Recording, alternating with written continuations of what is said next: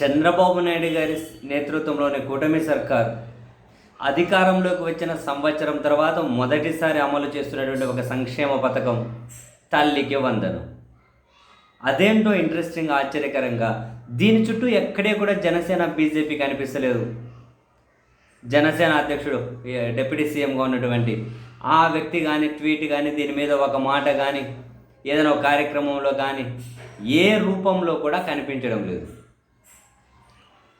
ఎందుకో అర్థం కావడం లేదు. అండ్ అదే సమయంలోనే ఇప్పుడు జనసేన వాళ్ళ ముందు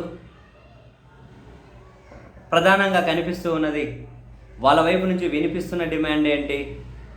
నాగబాబు గారికి మంత్రి పదవి. ఇప్పటికి దాదాపు ఒక 8-9 నెలలు దాటిపోయిందేమో. 8 నెలలు దాటిపోయిందేమో. నాగబాబు గారికి మంత్రి పదవి ఇస్తాము అని సాక్షాత్తు ముఖ్యమంత్రి గారే ఒక ప్రకటన వెలువరించి ఇప్పుడు జనసేన పార్టీ వైపు నుంచి సటైరికల్గా పేలుతున్నటువంటి మాట ఏంటి అంటే, మా నాగబాబు గారికి మంత్రి పదవి కూడా సూపర్ సిక్స్లో కలిపేసి దాన్ని కనుక ఏ విధంగా అయితే సూపర్ సిక్స్లో చాలా వాటిని అటకెక్కించేశారో దీన్ని కనుక అటకెక్కించేస్తారా? లేకపోతే సూపర్ సిక్స్లో ఉన్నటువంటి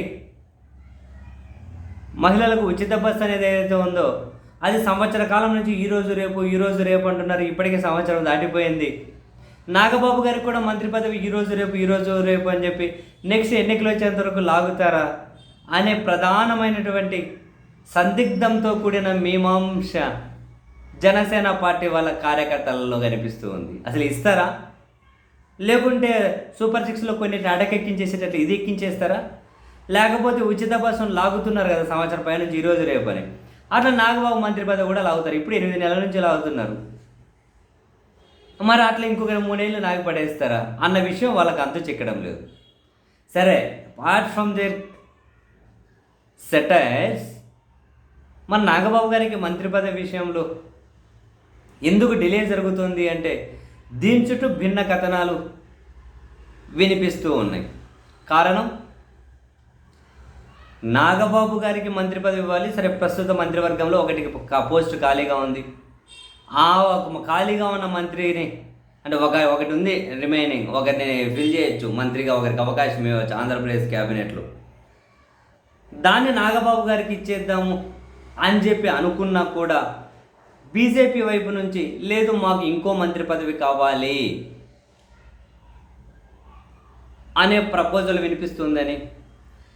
అలా జరగాలి అని అనుకుంటే ప్రస్తుతం ఉన్న తెలుగుదేశం పార్టీ మంత్రుల్లో ఎవరో ఒకరిని ఖచ్చితంగా బయటకు పంపించాల్సి ఉంటుందని, అలా ఒకరిని పంపించాలి అన్నది ఒకరికి పరిమితం చేయలేము అని.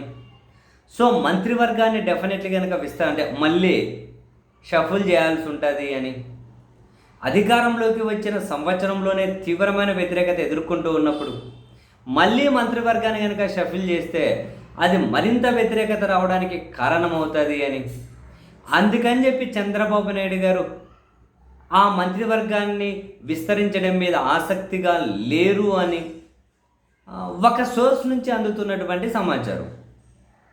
And at the same time అదిగో ఈరోజు రేపు కేంద్రంలో మంత్రివర్గాన్ని విస్తరించబోతూ ఉన్నారు. ఆంధ్రప్రదేశ్ నుంచి మరొకరికి కేంద్ర మంత్రిగా అవకాశం కల్పించబోతున్నారు అనే వార్తలు ఎప్పటి నుంచో వినిపిస్తూ ఉన్నాయి. ఇప్పుడు తాజాగా మళ్ళీ వచ్చే వారంలో కేంద్ర మంత్రివర్గ విస్తరణ ఉండొచ్చు అని చెప్పి కొన్ని ఇంగ్లీష్ పత్రికలు రిపోర్ట్ చేస్తూ ఉన్నాయి, ఇంగ్లీష్ మీడియా.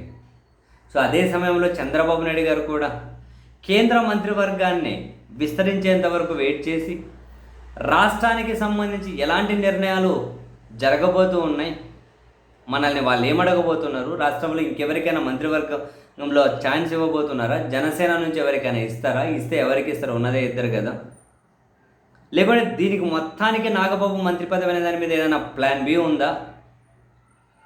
ఇవన్నీ క్లారిటీ రావాలంటే ఫస్ట్ కేంద్ర మంత్రివర్గం అనేది విస్తరించనియండి, రాష్ట్రానికి ఏం అవకాశం ఇస్తారో చూద్దాం, ఆ తర్వాత రాష్ట్ర మంత్రివర్గ విస్తరణ మీద మాట్లాడుకోవచ్చు అని చంద్రబాబు నాయుడు గారు సైలెంట్గానే ఉన్నారు అన్నది కొన్ని సోర్సెస్ నుంచి వస్తున్నటువంటి సమాచారం.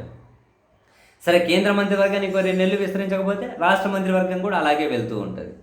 సేమ్ ఉచిత బస్సు లాగానే ఫస్ట్ అధికారంలోకి వచ్చిన ఫస్ట్ నెల నుంచి ఇదే మాట. ఇప్పుడు నాగబాబుకు మంత్రి పదవి కానీ దానిలాగే 8 నెలలు అయింది. మళ్ళీ ఎప్పుడు వస్తుంది దాని మీద క్లారిటీగానే ఉండలేదు. సో మరి క్లారిటీ ఉండాలి అంటే బీజేపీ నుంచి క్లారిటీ రావాలి, లేదంటే ఢిల్లీ నుంచి క్లారిటీ రావాలి. సో అప్పటి వరకు ఈ మీమాంస అయితే డెఫినెట్లీ కొనసాగుతుంది. మరి పాపం నాగబాబు గారికి అమాత్య యుగం దక్కేనా, దక్కదా, ఎప్పుడు దక్కుతుంది చూడాలి.